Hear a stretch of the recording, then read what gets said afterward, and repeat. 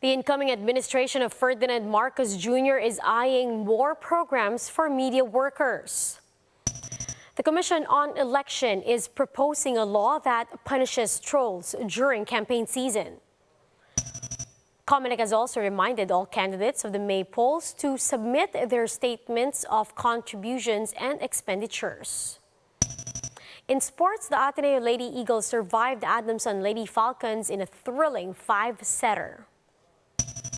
And the PBA season 47 opens tonight with newbie team Converge seeing their first action versus Rain or Shine.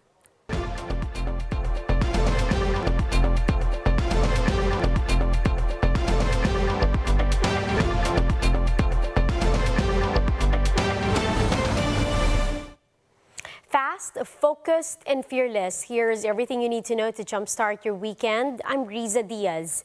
The Marcos administration says they plan to provide journalists with more protection and benefits. Marcos's incoming press secretary, Trixie Cruz Angeles, revealed that they will continue the Presidential Task Force on Media Security, created under the Duterte administration. She added that instead of only focusing on physical attacks, they are crafting a more expansive policy for the overall welfare of media personnel. Internet trolls and fake news remain to be some of the biggest challenges in the Philippines. The question is, what does the government plan to do about it? Mobile journalist Jacob Lazaro tells us in this report. A few days before Election Day, Jem Almadin shared in Facebook a survey showing Vice President Leni Robredo leading. But in less than 2 hours, a surge of anonymous accounts flooded her comment section. Sobrang wala akong mutual friends sa mga nagko-comment. Yung friends niya, parang less than 10, less than 20. Diba? Tapos same sila lahat ng sinasabi. But what's most interesting with Jem's case is that Jem doesn't really have a big following in social media, and her post didn't go viral. Jem was just another regular user. Yet she feels she was targeted. Because of this, even the Commission on Elections has proposed a law to punish trolling during the election season. It should not only be punishing them with cyber libel. It should be more than cyber libel. Professor Danny Arao of the UP College of Mass Communication agrees something must be done against fake news and trolling. But Arao fears that once government dips its finger into social media content, it may infringe on freedom of speech and the press. Anything and everything could be labeled as fake news. Look, Duterte himself labels as fake news peddlers the likes of Rappler, ABS-CBN, and other critical media. Virgil Santos of the Center for Media Freedom and Responsibility says the possibility that government intrudes into free and critical speech is very real. I have observed a very unequal implementation of the law. I mean, we have seen this, especially in the case of progressive thinkers, in the case of leftists. Kawawa yan.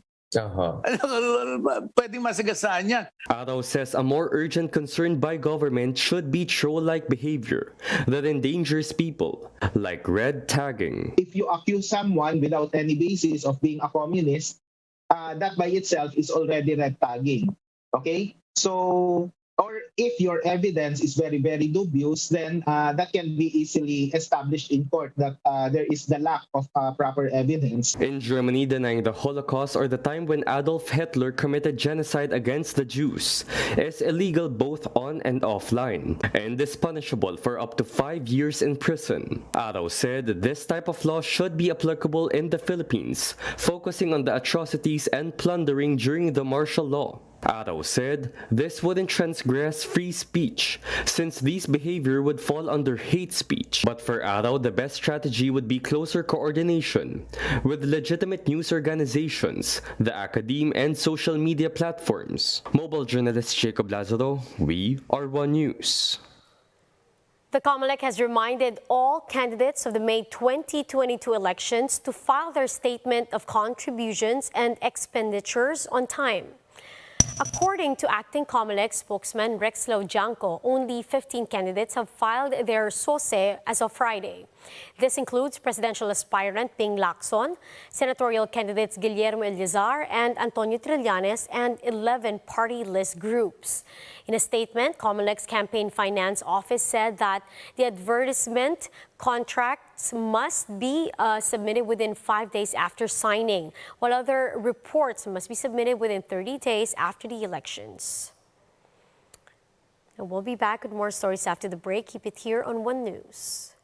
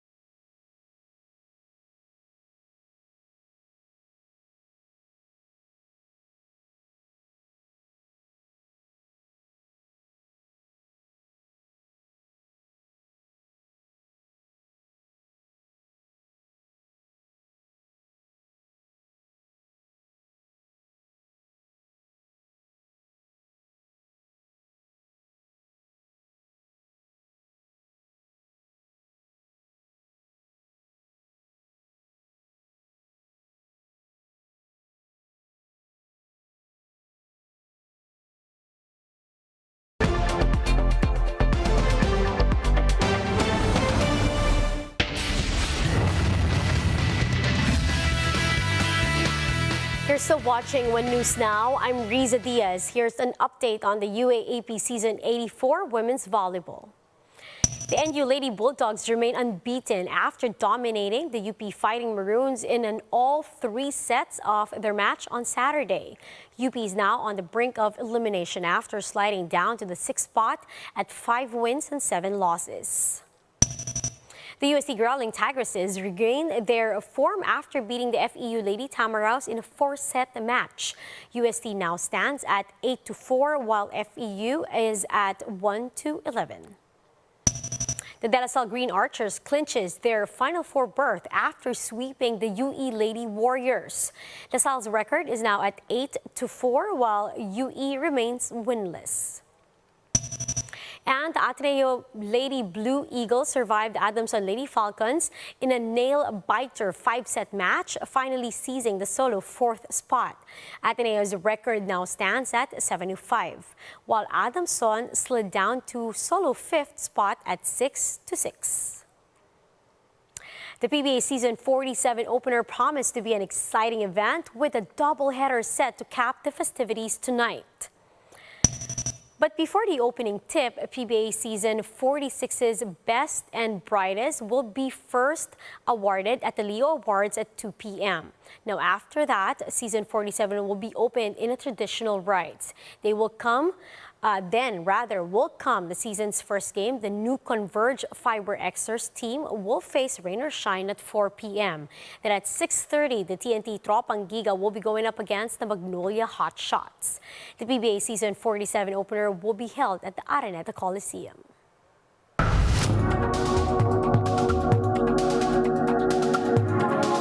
As Ukraine continues to endure Russia's attacks, displaced Ukrainians reflect on their experiences during the 100 days of the invasion. Let's watch this.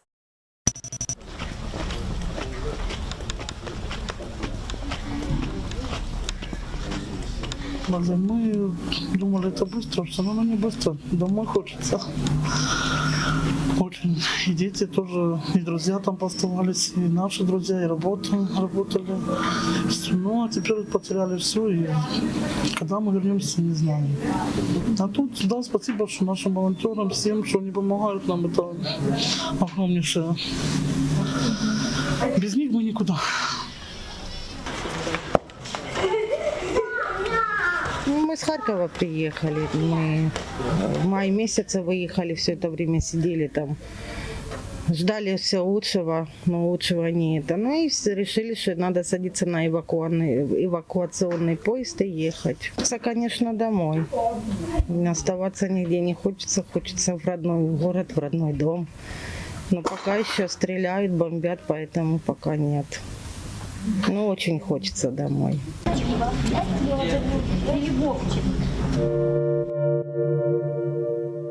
And those are the top stories of the hour. Join us later at 9 in the morning as we continue to monitor the day's biggest stories. You can also catch One News on Signal Play app. Register for a free account now, www.signalplay.com, and stream One News live anytime, anywhere. I'm Riza Diaz. Mask on, wash hands, and stay safe, Philippines. We are One News.